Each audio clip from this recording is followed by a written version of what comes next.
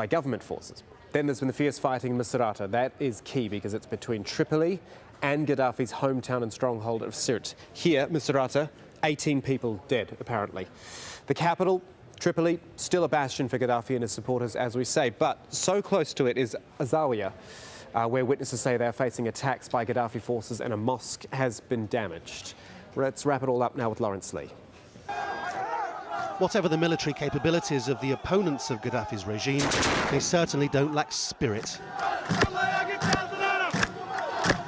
This is the city of Misrata, which on Sunday morning the government in Tripoli said had been reclaimed by pro-Gaddafi forces. It certainly doesn't look like it now. By the end of Sunday, the government was trying to suggest something different, that they'd made a conscious decision not to cause too much death and destruction. One of the brigades took the repositioned and didn't want to engage in the fighting.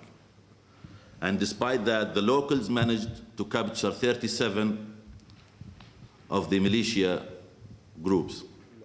Despite Gaddafi's obvious advantage of having aircraft and helicopters, one of the striking aspects of this conflict has been how inaccurate the bombing has been.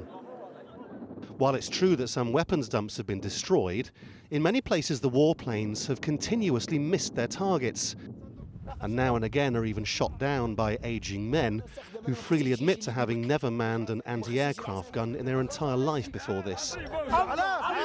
It all raises intriguing questions. Are Gaddafi's pilots incapable of shooting straight? Are they missing targets on purpose? And if so, is it because they don't want to hit them, or is it because they're under orders to frighten rather than kill?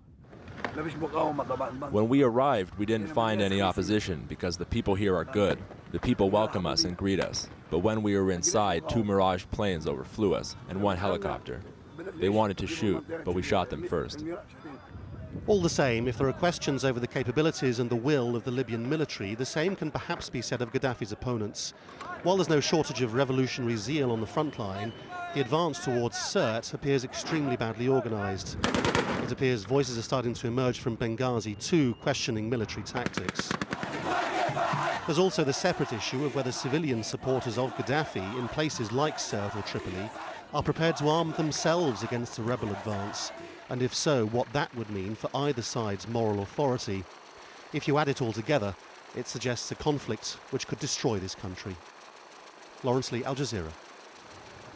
So rebels trying to battle their way towards Gaddafi's hometown stronghold of Sirte. One key hotspot on the way, though, that is the oil refining town of Brega. And Jackie Rowland is there for us at the hospital. What have you been seeing there, Jackie? Well, at the hospital, they've been telling me some quite interesting information, actually. They say the majority of wounded people they treat here are people injured from their own weapons, very much backing up what we were just hearing in that report from Lawrence Lee about the disorganisation, the lack of training and the lack of discipline among the rebel forces. We see it ourselves all the way along the road down towards the front line. People with no prior military experience just turning up in their own personal cars, telling the soldiers that they want to fight, they want to join the rebellion against Gaddafi, being handed weapons, men who've never handled a rifle before, suddenly being given an AK-47 essentially to play with. So it's hardly surprising that there are these bullets being fired off in every direction, and that people are coming into the hospitals with bullets in their arms, bullets in their legs, and that's before the hospital even thinks about the other kind of injuries that it has to deal with, particularly people actually injured in the fighting. But the hospital's coping okay with this level of influx of patients at the moment?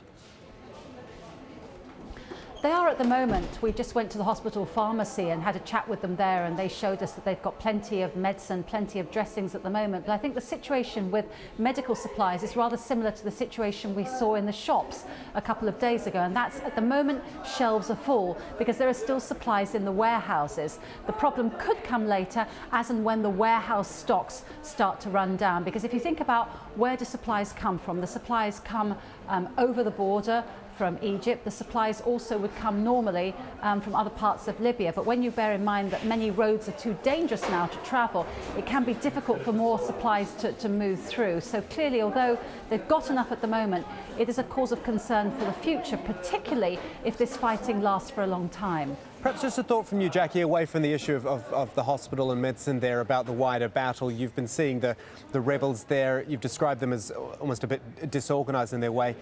Are they still a force to be reckoned with, do you think, there? How far does that enthusiasm carry them, I guess? They have a couple of advantages. One is sheer numbers. I mean, this is a rebel force that's growing all the time. There is this huge enthusiasm, this sense of patriotism, this sense that they have right on their side. One of the chants I've heard people shouting is, Gaddafi is the enemy of God. So all the time, new recruits are coming. They also seem to have plenty of weapons, plenty of rifles, even quite a lot of anti-aircraft guns we've seen as well, and plenty of ammunition.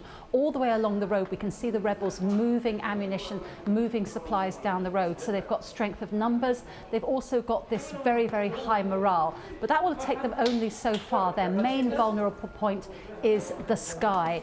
Gaddafi forces have aircraft, the rebels don't. And on a clear day like today, when the skies are clear, visibility is very good. There is a serious risk of attack from the sky. And also, I think as well, what we're seeing now is the Gaddafi forces seem to be drawing some kind of line in the sand. They don't want the rebels to come too close to Sirte, which I think is why we're seeing this more intense fighting now in the area of Bin Jawad to try to stop the rebels getting closer than a couple of 100 kilometres from Sirte. All right, thank you for that, Jackie. Jackie Rowland live in Brega. Well, world leaders and experts have been debating whether to impose a no-fly zone in Libya, and if so, who would actually run it. United Nations and NATO are the main players. Kristen Salumi looks at the United Nations record of implementing such no-fly zones. Please, United Nations, save Libya. The impassioned pleas of the Libyan delegation to the United Nations inspired the international community to enact sanctions against Libya's Muammar Gaddafi and sparked what has become an international debate over one possible next step, a no-fly zone. Something has to be done concerning the declaring a non-fly zone on all the cities of Libya. The last time the UN Security Council authorized a no-fly zone was in 1992 over Bosnia during that country's civil war. It took a year to get all members of the council on board. Do you think the Security Council will get around to imposing a no-fly zone? I think it's very likely if the conflict doesn't end soon, if the humanitarian situation gets worse. Mohammed Sakrbi was Bosnia's UN ambassador at the time. Yes, Bosnia is Europe, Libya is North Africa, but it seems that overwhelmingly there is a similar desire to see the UN Security Council be more assertive in bringing the conflict to an end, as well as helping the civilian population. But it's the no-fly zone imposed on Iraq in the 90s and kept in place for more than a decade that gives some Security Council diplomats pause.